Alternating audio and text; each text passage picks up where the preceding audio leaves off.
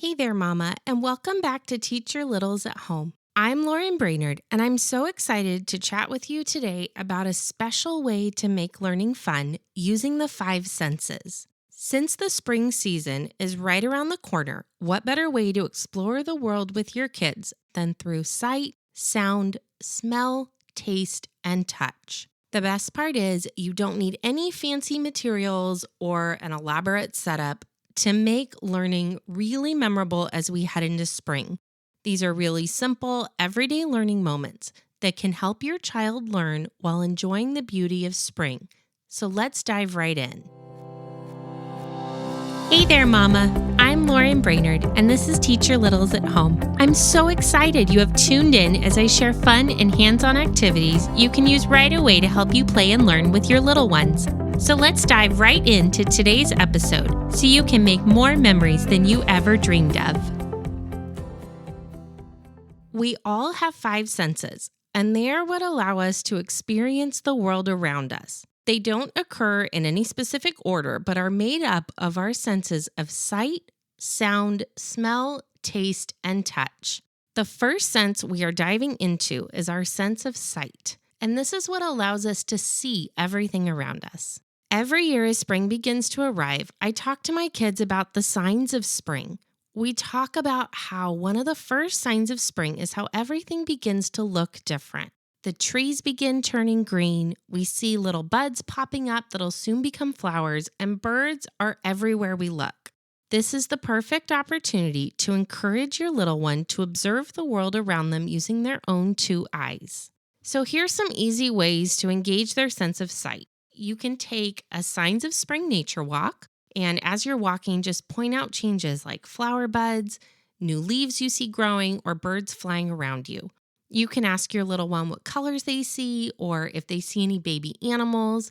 Are there worms crawling on the ground? Anything that makes you think of spring that they could see as you're walking. You can play a color hunt to see if your child can find something yellow, pink, green, or blue. Spring is full of color, and it's a great way to introduce color names just as you're going about your everyday life. There's also no better time to get creative than with spring-themed art. You can use really bright pastel colors, think Easter, try out liquid watercolors, or you can even try pressing flowers in a book that you can later use to create a beautiful picture of spring. So all you would do is find some pretty flat flowers and then lay them in a book, close it up, put a weight on it, and after maybe a week or so, you'll notice that the flowers have dried and you can use them to create other works of art while still maintaining the really pretty colors they had when you first put them in the book. By encouraging your child to notice all these little details that come with spring, you will help build their observation skills, which are so important for learning. The next sense we are talking about is the sense of sound, which is the sense that allows us to hear everything going on around us. Spring is chock full of new sounds. Have you noticed how much louder the birds begin to chirp in the morning when spring is coming? Or how you can hear the breeze makes the leaves on the trees make a rustling sound. This is a great way to help children slow down and really listen. So what I like to do is go outside and play a what do you hear game. Just find a comfy spot to sit, close your eyes, and listen. Do you hear birds, wind, or maybe even a lawnmower? Talk about the sounds and where they might be coming from.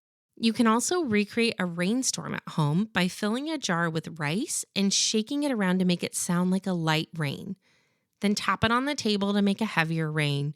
Shake really fast and it might even sound like a hailstorm. It's a great fun way to explore sound.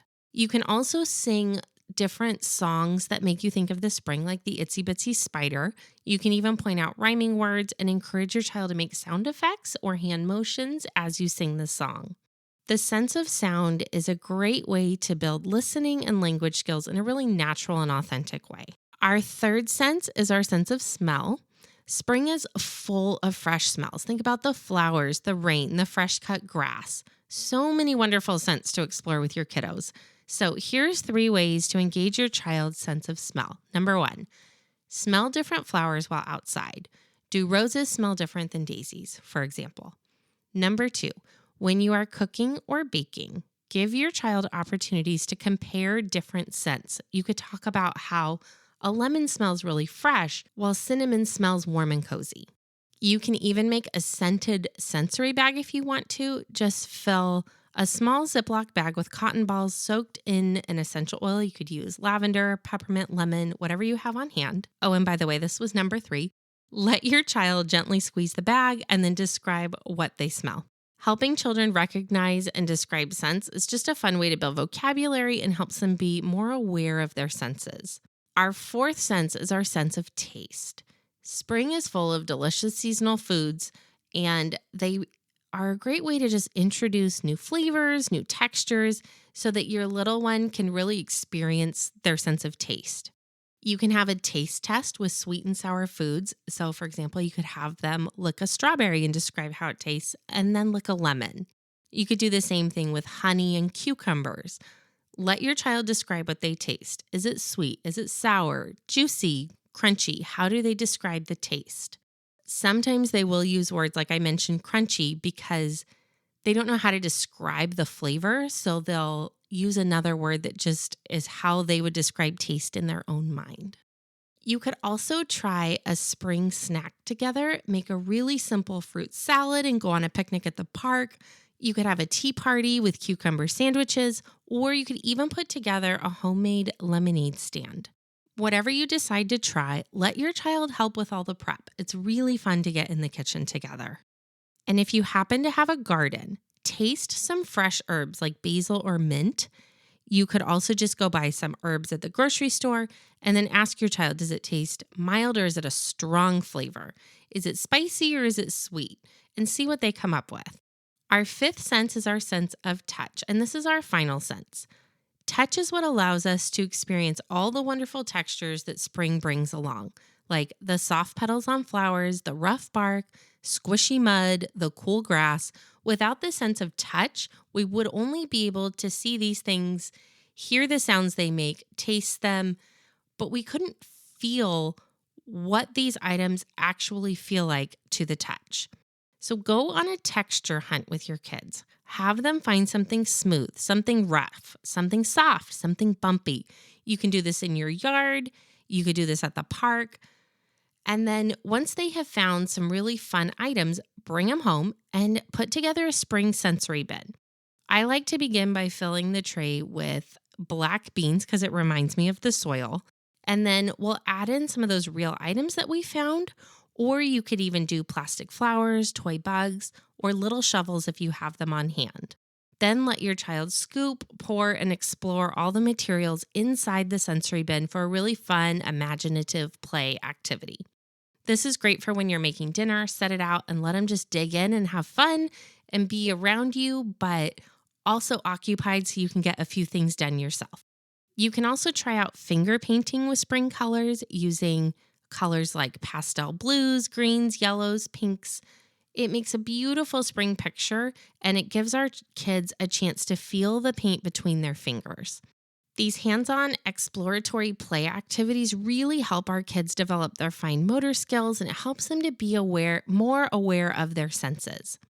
I know we just covered so many fun and easy ways to explore the 5 senses this spring, but I just want to give you a quick recap. So, number 1, our kids can use their sight to observe the spring colors and the changes in nature around them. Number 2, using their sense of sound, they can listen to the spring sounds like the birds, wind, and the rain.